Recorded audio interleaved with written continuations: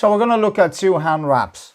One is the Nevada Athletic Commission, and that's requirements for bandage for hands of unarmed combatant. Surgeon's tape 2-inch can be placed directly on the hand or skin near the wrist. The tape may cross the back of the hand, stops 3/4 of an inch from the knuckles when you make a fist. Bandage 2-inch by 20 yard or 5 centimeter by 18 meters approximately. Surgeon's tape by 1 inch by 12 feet, which works out at 2.5 centimeters by 3.6 meters approximately. Now, as we go back and forth with the tape, the benefits of putting tape directly on the skin is functional maintenance. It's a thing called proprioception, but functional maintenance and the flexibility of the joint is greatly reduced because you have tape directly on the skin. The adhesive qualities in the tape, and because the tape is strong, it reduces the mobility in the hand. So tape directly on the hand is definitely a great way to actually protect the hand if there are, or to prevent hand injuries.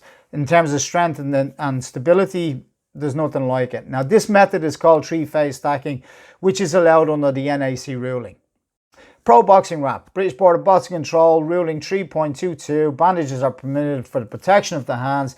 This is 2-inch wide soft bandage and you're allowed to use 1 inch of zinc oxide tape, unlimited amounts. But the beautiful thing about this wrap, or the application of this wrap, is that you can apply the tape in many different ways, in crisscross patterns, in linear patterns, in circular patterns, and that will provide strength and stability.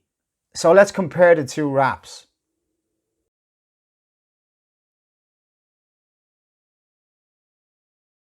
Is it Nevada Athletic Commission 467432, British Board of Boxing Control ruling 3.22? Let's have a look. The weight of the NAC wrap should be lighter because the British Board of Boxing Control wrap, you're allowed to use unlimited amounts of tape, and obviously that would weigh in slightly heavier than the NAC. Mobility.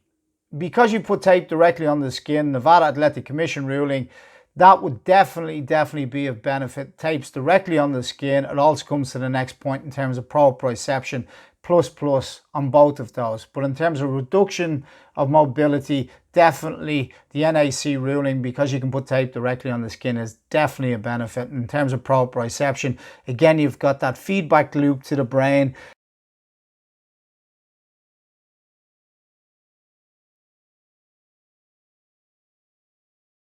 In comparison to the British Board of Boxing Control, where you cannot put tape directly on the skin. In terms of protection, yes, it does protect because you're allowed to put tape in many different angles, whether it's crisscross patterns, linear patterns, or circular patterns.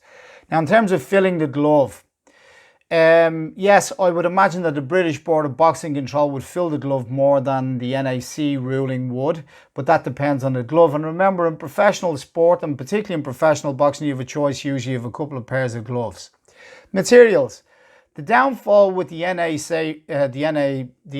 ruling, or the Nevada Athletic Commission, is the materials. You're only allowed to use 12 feet of surgeon's tape. Try wrap a pair of hands with that in comparison to the British Board of Boxing Control. What's the answer? Who's the winner? I'll let you make your mind up.